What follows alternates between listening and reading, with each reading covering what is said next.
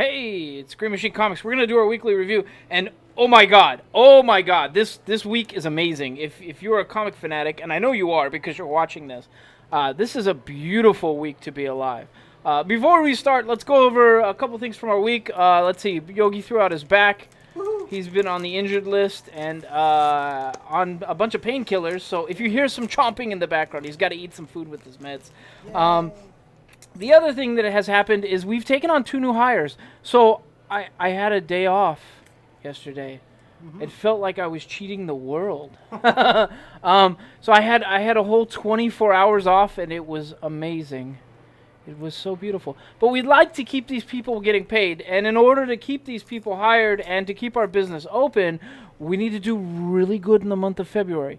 So please, if you were planning on buying comics or trade or whatever else, come in this month. This is the month to do it. We need to make a lot of good sales. We have good sales in the store too. If you want to buy online, you can buy online, but you won't get the same sales.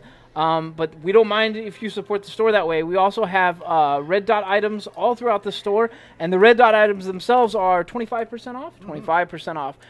We also have a buy 3 back issues, get 1 back issue for free, and we have buy 2 pops, get 1 for 50% off, and that's equal or lesser value. 50% on the games. Oh, yeah. In games, we have 50% on games. Excuse me, I'm drinking root beer, and yeah, I keep having a burp. So we have all these sales. Please come in. Please support us. We need the help this month. I don't ask for help too much, but yeah, this month is a necessity. So, okay. The first comic we're going to go over for this week is Adventures of Super Sons. Now, if you don't know the Super Sons, they've it's basically Jonathan Kent and Damian Wayne, you know, Robin and Superboy.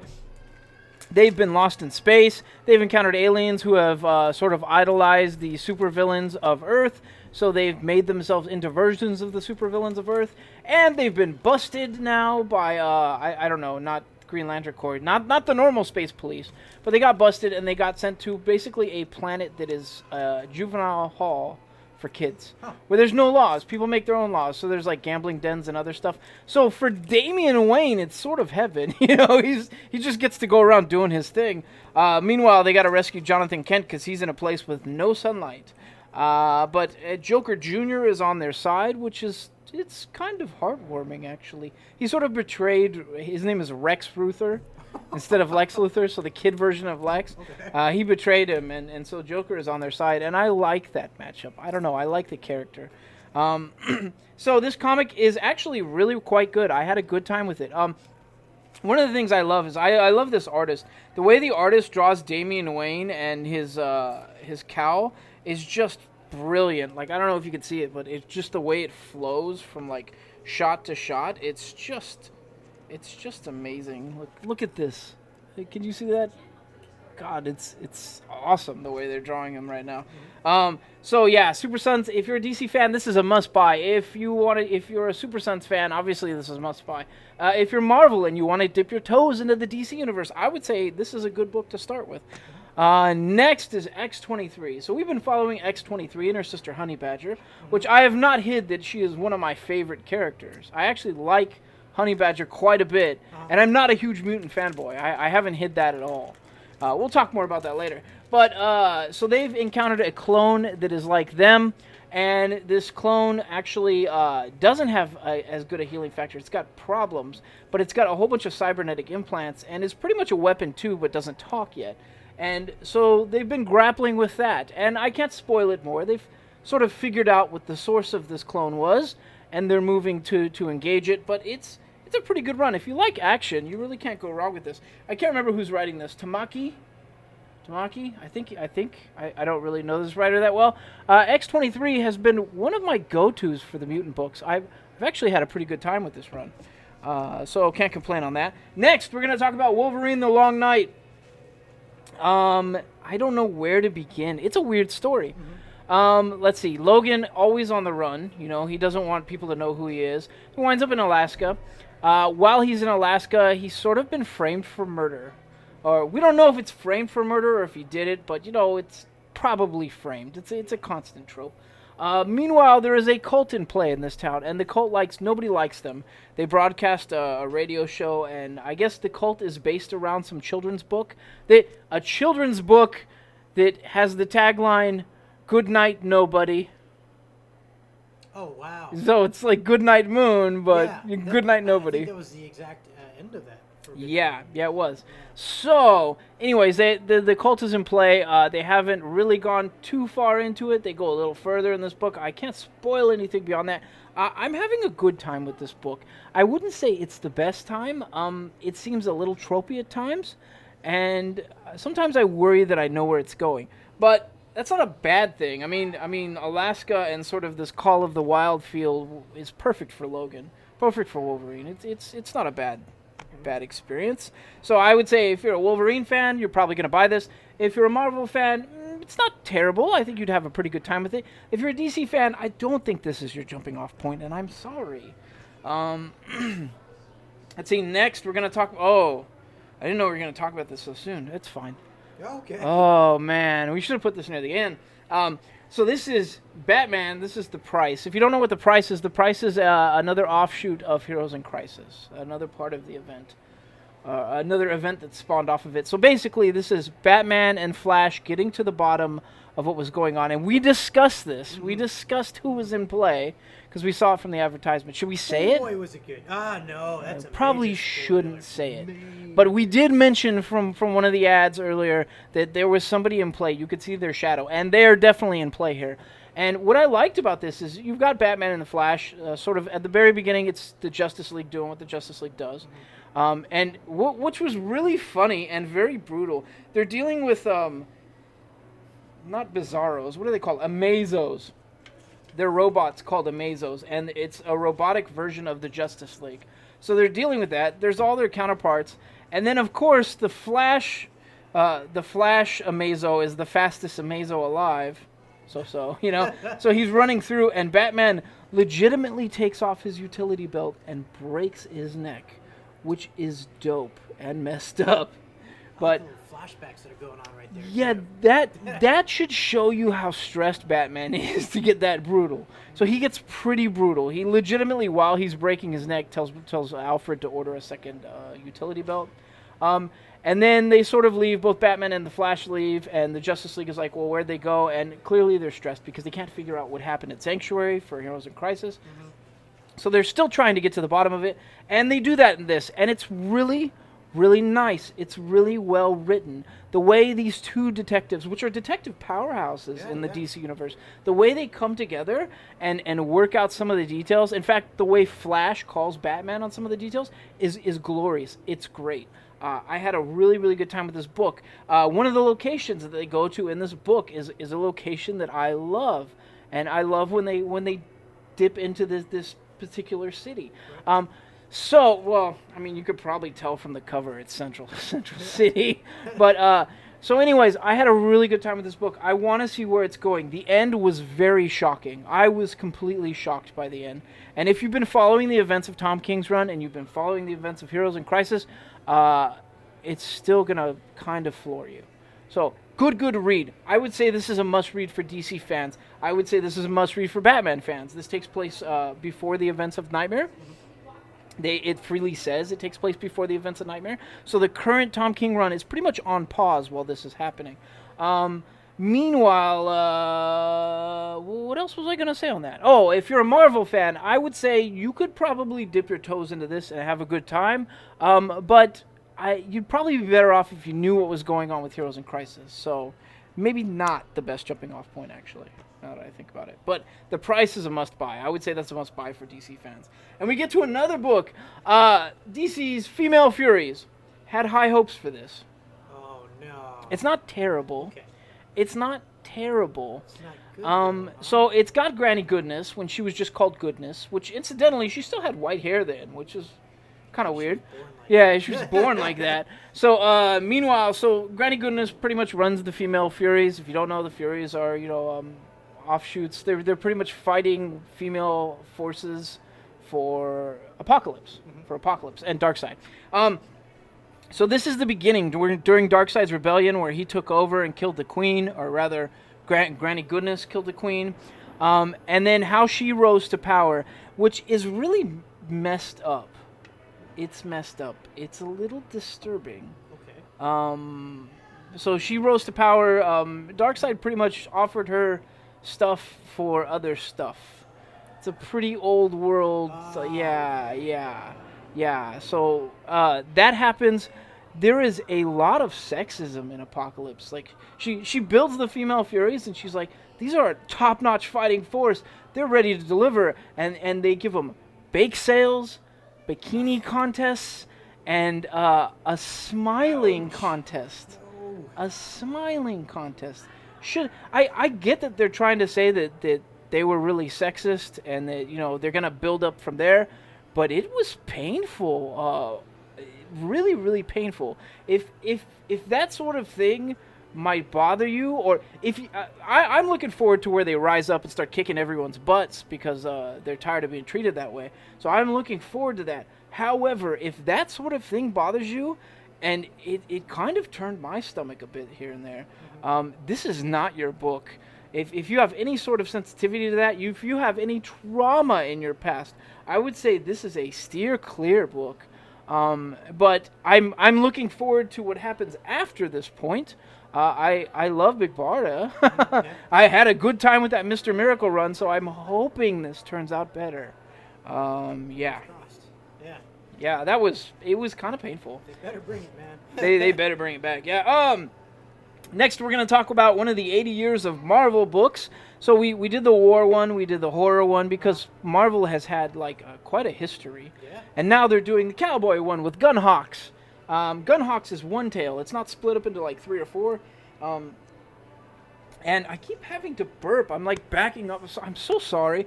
I shouldn't have drank so much root beer. I'm drunk on root beer. So this is the cowboy tale. It's one tale, and it spins out like an Old West story, which is what you'd expect. And I had a pretty good time with it. I thought it was going to get a little demonic at one point, and it didn't. It just basically someone has to pay a price in this story. And if you know Westerns, you know usually what that sacrifice means. Mm-hmm. And I might have spoiled too much for you, but whatever. It's a good Western. I had a good time with this story. It wasn't the best. It's a little old and tropey at times, but I liked it. So Gunhawks, I would say if you like an Old West story, you should go with this. If you are anyone else or that does not sound like your cup of tea, this is wholly skippable. Next, we're going to talk about the Immortal Hulk. Can we pause to appreciate this for a minute? Yes. Let's take a moment to appreciate how awesome this run has been. So, what do we know about Hulk? What's happened to him? He's died. He died. Bruce Banner died, which pissed off Hulk more. He tangled with the Avengers, destroyed a town. He got cut up into pieces, managed to escape from that lab. He got paired up with the Absorbing Man, and the Absorbing Man, I've never seen him that messed up. Was putting off a whole bunch of radiation, and then they opened the green door. The green door was where hell was. And in this one, we find out something about gamma radiation. Maybe that not entirely science is at play here. But so the Hulk has been in hell, and he's been really, really gnarly. He's been like a skinny, gross thing. And so this is a wrap-up of that whole thing. And one thing I got to say about this, the Hulk has literally been the best horror comic of 2018 and now 2019. It has been endless horror, and it has been some, the way it has ended has helped, put me on the edge of my seat and really, at times, made me feel uncomfortable, which is the sign of a good horror comic. But more importantly, the wrap-up is touching, because things get handled that we expected to get handled, so that's good. And he's been in hell, so it's been pretty surreal. But the wrap-up has a moment between Hulk and Banner where they're separate and where they're talking that was one of the most beautiful moments I maybe have read in the last, I don't know how many years. It was great. It was touching. I had a good time with that. And all that build-up, all that work-up, how many deep? 13 deep? To get to that point was worth it. Completely worth it. I had such a good time with this. I hope that they make a giant 13 deep trade for this. Because that was great. Next, we're going to go on to Conan. Conan the Barbarian. And this falls on the heels of Conan getting captured by a blood god. And I like blood gods. I think they're a cool theme. So he's been captured by a blood god, and it talks about how many times in his past that he's encountered something with this blood god. And, like, this is another past. Like, he's encountered something else to do with this where somebody might have saved him at one point. So it's... I can't spoil much more than that, other than saying that this is a really, really well-written story right now, and I don't think enough people are following it, but I'm having a grand time with it. So, quick question for you. Yeah. So, we know that the Avengers are going to get Blade back up in the mix, right? Yeah. And that there's going to be some vampire stuff that's going to go down? Yeah. Do you feel like this blood god is somehow tied in? No, not at all. Damn. No, this is a good old-fashioned, like, blood god, not like a vampire blood god type thing. There are creepy twins in it, which I like that, because when you think blood, you think, I don't know, the Shining scene with the blood and then creepy twins. Yeah. It just goes hand in hand. So if you're going to write a creepy story, that's good. So, yeah, had a great time with this book. Honestly, this was probably better than the first one. I liked it better than the first one. The second one, not so much, but the third one has been great. So I would say go pick this up if you're a Conan fan. If you're a Marvel fan, go pick this up. If you're a DC fan and you want to dip your toes in Conan, you like fantasy, this is a good pick. Next, we're going to talk about Deathstroke Arkham. So, and obviously on the cover it says The Great Escape. So Deathstroke has been in Arkham. He's sort of been dealing with his problems, his mental health issues, everything else. His psych apparently has been killed. So that's pissed him off a little bit. Mm-hmm. And so now he's going to pretty much escape Gotham. And he's going to take on most of... I mean, not Gotham. He's going to escape Arkham. He's going to take on most of Arkham to do it. And it's a good read. It wasn't a deep read. But as far as action is concerned, I liked it. And at the end, some group comes into play. Do you want to guess what group is opposite Deathstroke? Group that is opposite Deathstroke. Yeah. Who do you think? Black Ops kind of unit? Kind of thing? No, not really. A super team. A maybe young super team. Young Joe. No, not them. Okay. Although you're close. Okay. I don't want to say it out loud. Yeah, don't say it. But so another super team who is notoriously opposite Deathstroke. He's pretty much been their villain for quite some time. So now you got it. Yeah. Now you got it. Okay. So they come into play at the end of this book. So if you like that particular team, you're probably going to want to go and read this. I would say it's not the strongest of all the DC titles this week. It was a little bit, at times it was a little confusing. I wasn't a huge fan of the writing for this week, but I had a good time. If you're a Deathstroke fan, jump in. If you're a DC fan, it's a maybe. Marvel, it's not your cup of tea. Probably don't jump in then.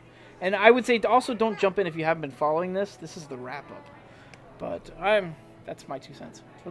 What? Yeah, okay. Yeah, you got it. You figured it out. Yeah. Next, we're going to talk about Uncanny XMen.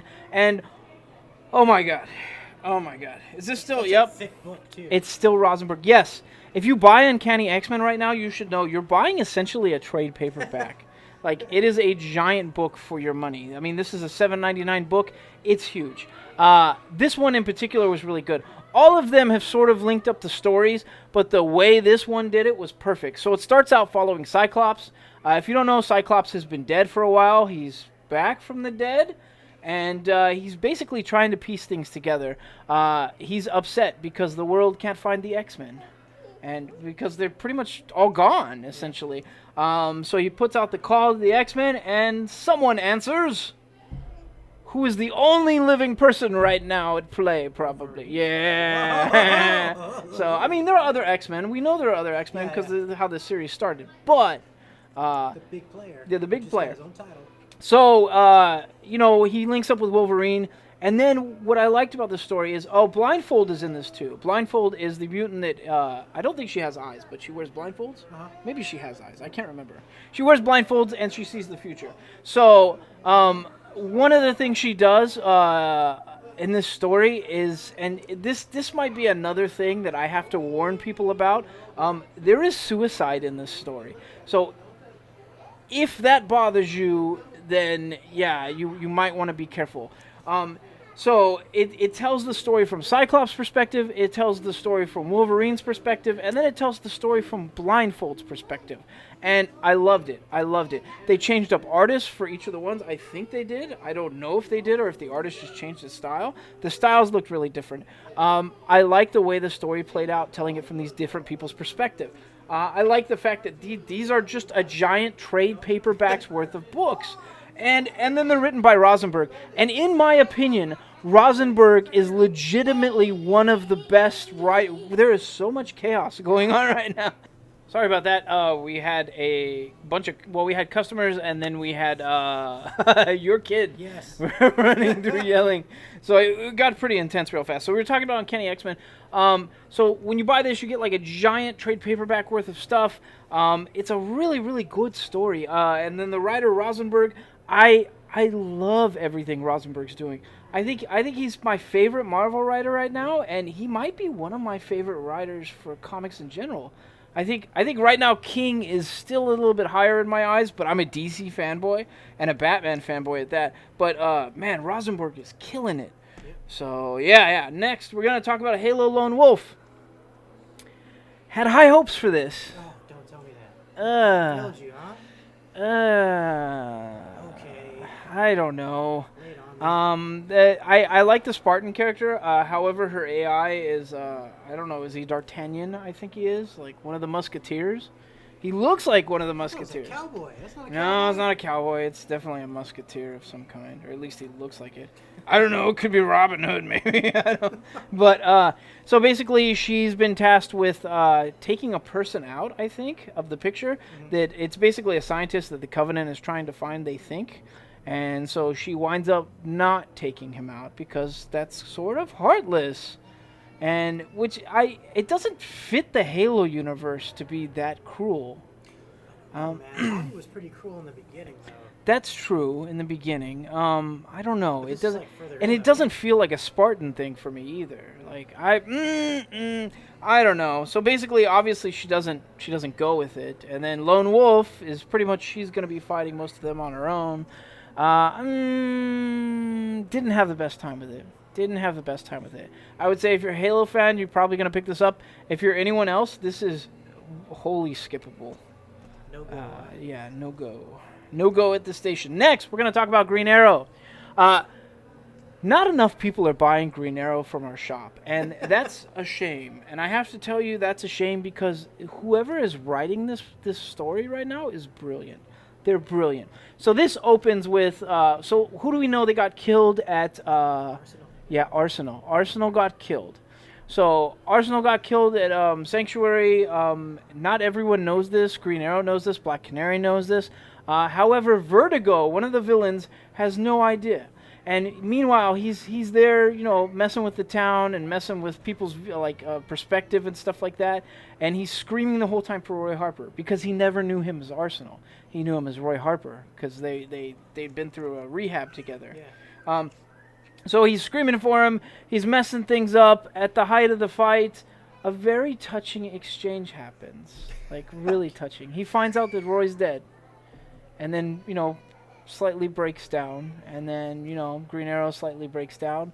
And then it goes through the usual stages of grief. Like, where, shock, and then sadness, and then anger. Yeah, the anger sets in. And then some words are exchanged. And it's beautiful the way they're writing this. Like there is the legit stages of grief. Whoever is writing this definitely gets lost very well. So I had a great time with this book. I want to know more. Like I've never really been into Oliver Queen, Green Arrow. I've never not too into it beyond seeing him in other stuff. Yeah. I want to know more. So I would say if you're a DC fan, jump in. If you're a Green Arrow fan, obviously you're going to jump in. And if you're a Marvel fan and you're looking for books to read that are DC style, again, you could jump in here. This is a good book to go in. All you have to know is that Roy Harper died, and it's sad. So, okay, next we're going to talk about Avengers. So, let's talk about stuff that's been going on for the Avengers. What have they been doing? They've been doing the 10,000 BC stuff, right? Uh-huh. And the 10,000 BC stuff sort of... I don't know if it all fits just yet, but they're referencing all their old selves and stuff like that. Mm-hmm. And then what breaks out? a vampire war. Aha! Bunch of old people, right? Right. I don't know if it's going to tie into all that 10,000 BC stuff, but maybe. So what happened? Basically, Dracula's castle has fallen. Dracula, the last vestige, or the big vestige for vampires. His castle basically got invaded. They're very, I don't know, like Gestapo-looking characters. They're the Shadow Colonel and his legion, who's got a dog named Sarge. Aw. Yeah, aw, little Poochie, little giant gargoyle-looking Poochie. Yeah, so it's been pretty good. Basically, if you don't know, the Vampire War happens. Who is going to be in play in the Marvel Universe if there's Vampire War? Blade is in play. And more importantly, like, if you missed Blade's style is deep in this book. Whoever's writing this, they get Blade's style quite well. It's a great book. So the Vampire War happened. Basically, Dracula's castle fell. Dracula is missing in action, and he turns up, maybe. Can't say for sure. But vampires are fighting vampires. The war has spilled out onto, like, the rest of the world. So all at once, the whole world is grappling with vampires and vampire refugees. And vampire refugees that are trying to kill towns so that they're strong enough to flee the war, which is messed up too. So that's why the Avengers are called in. A lot of killing going on. It's a lot of killing, a lot of vampire fight. I like scary vampire fights. None of these guys sparkle. It's good. So, yeah, had a great time. I think this event is probably going to be a short and sweet event because we've got the War of the Realms coming. However, this is really fun. Really, really, really, really fun. I like this kind of stuff. I like seeing Blade being brought back into the picture. That's good. Next, we're going to talk about Doctor Who. This is a wrap-up of the event that involves somebody stealing things from time. Okay. It wasn't the Time Bandits, in case you were wondering. As much as I love that movie, which... Have you ever noticed how surreal that movie is now? Have you gone back and watched it? I'm going to raise my hand and say I have not seen it. Oh, my God. Yeah. So I watched it as a kid, and I loved it. They've got little people in this movie that basically are stealing from everyone all around through time. Like, they steal from Robin Hood. That's pretty funny, right? You're robbing Robin Hood. So at one point in the movie, like they are legitimately swinging from cage to cage, like trying to free each other. It's a dope movie. And then like the kids' parents turn into pigs. I don't know why I went on this rant about Time Bandits, but the villain in this reminds me a little of Time Bandits in that he's stealing things from space and time. Other than that, that's where the similarities end. He's a pretty grotesque-looking alien. And so she time cops it up. Okay. That's all you gotta know. It gets wrapped up. It gets wrapped up nicely. It played out really well. I had a good time with it. Somebody got a little vengeance, which I'm a big fan of some vengeance. It wasn't her. No. So No. There's been... One of the companions has been, like, teetering a little bit here and there. With Oh. some stuff, but I guess we're good. I think we're good. Maybe. I don't know. Have to read it. I had a good time with it. I can't wait to see what happens next. This is only issue number 4, so they're going to keep going, right? Should be good. But this is a good wrap-up. If you've been following this, jump in. I would say even if you haven't been following this, you could probably still jump in and have an all right time with this book. I didn't have a terrible time with it. Next, we're going to talk about a number 1. And it's one that has broken my heart. And I think it's broken your heart, too. Nobody was buying Daredevil. Nobody was buying Daredevil at all. We didn't have any readers for Daredevil. I think we had one. Like one. Since we opened the store. It's been pretty sad. Yeah. I don't know what the deal is. However, this is Daredevil number 1. This comes on the heels of him dying. Or maybe not. I don't know how much of that I should spoil. But anyways, he's back. And he's in Hell's Kitchen. And I loved it. I had the best time with this book. It is written so well. He's dealing with some trauma, so he goes out and has a one-night stand. Yeah. Okay. Yeah, so he's clearly not right in his head. And it shows. It shows. He's sort of a worn-out character, and it shows. Not worn out in the sense of bad. Worn out in the sense of he's dealing with his demons. Yeah. His demons. The devil is dealing with his demons. Meanwhile, he's back in Hell's Kitchen trying to retake up his mantle. And something I really liked, I mean, they've always done that with his echo powers. I guess echolocation is what it is. They did it really, really well in this book. Like, the art sings for this sort of thing. The art in this book is amazing. I had to look it up and double check and make sure it wasn't the Punisher artist, because it seems very similar, which is wholly appropriate for Daredevil and Punisher, because they have a pretty good relationship. So I had a great time with this book. We have a lot of these. We have number ones. Come get them. Daredevil is a great read right now, and I think this is a great jumping off point. So if you've been wanting to dip your toes in some of the Daredevil stuff, and if you didn't know, Daredevil's accident that blinded him, okay, his accident that blinded him, what was it? There was a truck, and the truck overturned, and chemicals got on his face, those chemicals went into the sewer, and then they spawned the Teenage Mutant Ninja Turtles. That's what Peter Laird and Kevin Eastman said. I don't know if it's ever been fully confirmed by Marvel, but and TMNT's been playing in the DC universe lately. Yeah. So I don't know. But it's been good. So go pick up Daredevil. It was great. Next, we're going to talk about Killmonger. And in keeping with the theme for this week of really good books, Killmonger is excellent. Killmonger has signed on for that group. I can't remember their name, but it's basically like everybody's sort of got like a chess piece characterization. He becomes knight. There's a king. There's a queen involved. And there's a lot of backstabbing and, I don't know, subterfuge.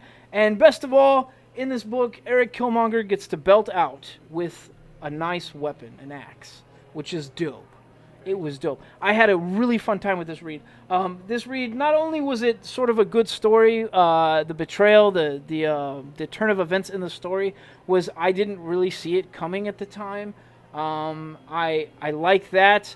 I like the art. I liked everything about this book, which if you've been reading Killmonger, I don't think he's been as popular as he should be, but this is like Marvel's best kept secret right now. People should be reading these books. So I had a great time. More of his Wakanda ancestry is coming to be, and this is all like how he came to be Killmonger in the Black Panther movie. So this is the build up to that Killmonger. I shouldn't say movie, in Black Panther in general. Yeah. This is the build up to Killmonger as he is today, and I like that they're fleshing out this character this way, and it makes me really sort of sympathetic towards him. Like, I feel for the guy. Yes. So next book, SelfMade. SelfMade was basically a character in a video game becomes aware that weird stuff is happening around her. Meanwhile, there's like other people who are developing the game that are trying to figure out why this particular AI has become this sentient. And it was sort of like, hey, you're going to get to meet your God. You're going to get to meet your creator. That's what these books were building to. However, they've taken a turn, and they're not that great right now. I did not have a good time with this book. Not as good as I did with the first book. This is the third. I would say that if you're going to get this book, do not start with this book. And, don't start with this book. You could start with number one, and if you like number one, keep going. Otherwise, it pains me to say it. It wasn't a great book, and I have to tell you this. I have to be honest with people. The art was good. I like that wraparound cover, man. It reminds me of Doom. Yeah, the art was good. I had a good time with the art. I think the art is sellable. I think the story so far has been kind of tropey, and I'd like to see where they go with it. But I don't know. Bummer. Maybe another book. Maybe the next book will bring it all together and it'll be the most amazing thing ever. Next is Umbrella Academy. I jumped in on this because they've got the Umbrella Academy TV show coming. Mm-hmm. I've seen the trailers. It looks pretty good. We got a lot of people who are really interested in Umbrella Academy. I was thoroughly confused. Okay. Completely. Now, that's not to say that this isn't a bad story, but I've clearly jumped in halfway here and didn't know what was going on. There was a lot of cogs in play. So I would say if you're an Umbrella Academy fan, you should totally pick up this book. You probably already are going to pick up this book. If you are a casual reader that has not read the Umbrella Academy or doesn't know any of these characters, do not jump in here. Okay. It was very confusing. There was a lot of action. I wanted to know what was going on. Couldn't piece it together. I kind of could, but it was very forced for me. Yeah, so there's a lot of cogs in play. Next, we're going to talk about the Marvelous XMen for the Age of X-Men. And this book was great. These Age of X-Men books have been great. So basically, Age of X-Men, X-Men has made the Earth a utopia, a paradise. Meanwhile, some people are sort of noticing that some memory issues are happening. Some things are coming to light. So it turns out in this story that people are not birthed normally anymore. They're birthed in pods. Pretty much everyone's a mutant now. Okay. So this utopia's got some cracks showing. One of the things I liked about this, though, is there is a wildfire in California threatening LA, so they got to rush off to save this hospital, which is very, I mean, that's very in keeping with the times, right? However, well, and what else is funny is while they're saving all these people in the hospital and babies in the hospital, everything is going off, exploding around them, and they've got like sort of a speaker that is like playing to the children that is saying like, everything's okay, everything's fine, and everything is not fine. So it felt like a meme, and I liked it. I had a good time with it. Everything's on fire. I'm fine. Yeah, I'm fine. I'm good. So I had a great time with this. I want to know more. Like, I want to know what this Nate Summers is doing. And I don't know enough about the X-Men characters. There's too many of them. There's way too many of them. But I'm having a good time. As somebody who is not a giant mutant fan, I'm having a good time, and I would say go pick this up. We have a lot of them. We picked up a lot of these, and this book in particular was good. I liked it better than the other Age of X-Men book. So this Utopia's got some dystopia in it, I think. Yeah. Okay, the next book on our list is going to be Star Wars Age of the Republic, Anakin Skywalker. So these Age of the Republic books have been going on. And, you know, they're sort of a blast from the past, or not, I wouldn't say past, they're the prequel stuff. And this follows Anakin Skywalker, and it's, well, mixed bag. Okay. Mixed bag. I didn't hate the story. I liked the story. I liked what Anakin was doing. I don't like the way they're writing him. It feels a little too Phantom Menace-y. Okay. Now, maybe not even Phantom Menace-y, maybe just prequel-y. He's very anti-hero kind of now. I don't know. It doesn't feel right because he went from hero to villain in like no time flat to me. It felt like, and I don't know. I feel like there's two sides, but playing him out as like sort of an anti-hero that sort of breaks the rules when he needs to is kind of fitting, kind of not. I don't know. The writing just didn't feel quite right. Something's off. Any idea like how close to Order 66 it is? No idea. I know they're doing the Jedi Starfighter thing, so it's pretty early. Well, no, the Jedi Starfighter was in, what? Revenge of the Sith? Yeah, I don't know. I'm not entirely sure where it's at. Post-Clone Wars. Yeah, he does have visions of stuff. I don't know. Something feels off about this. So if you like Star Wars stuff, you're going to like it. If you like action, you're going to like it. If it was any other Jedi, I would have had no problem with this story. I don't know why. Quinlan Vos would have felt more right. It felt like a Quinlan Vos sort of story. I don't know. Something's off about this. So maybe give it another book if you're going to jump in. I would say go pick this one up because it's a number one, but don't judge the series as a whole until you get one or two more books. So maybe like 2 or 3. Then you can make a decision. This one's sort of iffy, so mixed bag on this one. They've been doing a pretty good job about doing heroes and villains and heroes and villains. They have, and they haven't played too much into that gray area. Although I like it when they do, because like the Quinlan Vos stuff was great. I love the gray area of that character. I don't know. I want to wait and see. So next we're gonna talk about Champions. So I don't know why they rebooted Champions. Do you have any idea why? No idea, right? Money. Money? Yeah, they rebooted it for money. Anyways, this is issue number 2. Can you jump in on issue number 2? Absolutely. Okay. This is a good staging point to jump in. What's wrong? Battery's dying. This is a good staging point to jump in. I hope we have enough time to finish these books. Now my brain... So, something is flaming here. Who do you think is in play? Any idea? It's not Ghost Rider. No clue now. A villain that sort of is a reason for Ghost Rider. Oh, Mephisto. Mephisto's in play. That's all I'm going to tell you. I'm not going to spoil anything else beyond that, but they've done something in this story that may have lasting repercussions.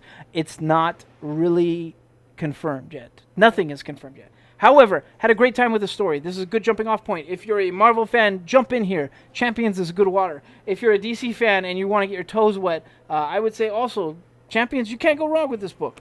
Next, we're going to talk about Old Man Quill, and I had super high hopes for this book, and it was pretty good. Okay, good. Pretty damn good. I had a good time.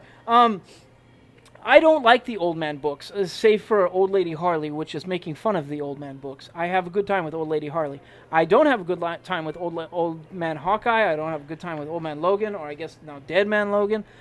However, Old Man Quill was outstanding. Although there is some tragedy, obviously. There's some tragedy. But seeing Quill back in action and sort of aged, he kind of looks like his father. I had a good time with this book. I would say go pick this one up. This one is probably the must-buy #1 of the week. Next, we're going to talk about Archie. Now, there are 2 people on this cover. What 2 people are they? Archie? Sabrina? Yeah, that's not Betty and Veronica. Oh, So Archie has has... a pentagram in the background. Yeah, it is. And Archie has a secret relationship. Oh. Oh! Yeah, they're getting a little weird with it. Okay. Meanwhile, Jughead is being investigated for murder, and there's a bunch of wild stuff. There is some cheating and some affairs going on in Archie. So we always get people that come in here and they ask us for Riverdale comics. And there is a Riverdale line, but Riverdale, the TV show, came from Archie. So they come in and they ask for Riverdale comics. We show them Archie, and a lot of times they go like, that's not Riverdale, and they leave. That's silly. So these books are great. I had a good time with this book. If you like the soap opera that is Riverdale, come get the soap opera that is Archie. Come get this book. Plus, the art is pretty good. So, yeah, come pick this up. This is a good book. Next is Young Justice, and this is our last book for the week. And Diamond munched our copy a little bit, but the rest of them are good. This follows Young Justice, the new team put together that has like Ginny Hex, Robin, Superboy, the original Superboy, the God, what's his name? Connor Kent. Connor Kent, and a new character called Teen Lantern. Last time they showed Teen Lantern, she was wearing Krona's gauntlet and Krona's backpack. This time she has a ring. I don't know what is going on with this character. And they still haven't technically showed the character. She's just been wearing a construct the whole time. Okay. So there's a lot of mystery. Meanwhile, they're trapped on Gemworld. They've got Amethyst, which is a Gemworld character, totally new into play. Ginny Hex and Wonder Girl have a nasty exchange of words that is hysterical and good. There is some character building for Wonder Girl in this book. There is a lot going on in this book. Young Justice might very well be the best book on our shelf this week. Okay. So I had a great time with this book. If you're not a fan of the gritty heroes in crisis and deep plot of like Batman type stuff, Young Justice is fun and has a lot of really good characters right now. I would say you need to jump in, at least on #2. It's not confusing yet. It's still relatively new. Jump in. Young Justice is a must-buy this week. And that's all of our books for this week. So we're going to do a drawing for posters. And I'm not even sure we have time to say what posters they are. So if you come in and we call your number, you'll get your pick of the lot. Whoever first come, first serve. Oh, you got to look up the names, huh? Yeah, that's right. Well, okay. So we're going to do number 23, number 88. Number... Samuel Ione. Samuel Ione, you won a poster, so come pick one up. 28. Jeremy Dozer. No, 88. Oh, 88. But 28 works. Jeremy Dozer, you've won a poster. All right. By luck. 88? 88. Alejandro Bonilla. Alex Bonilla, you've won a poster, and then 66. 66. Frank Who. So you got to watch these videos to get a poster, and you got to make it all the way to the end. But if you are Frank Who, Alex Bonilla, did you just put those back in? No. I just did. That's okay. Alex Bonilla. Well, we've got the video edit. So you guys got it. Come on in, say you won, and we will give you your posters. And that's all from us from Green Machine Comics. Come buy stuff. We need the support in February, so come down and buy stuff, please. We've got good sales going on. Bye.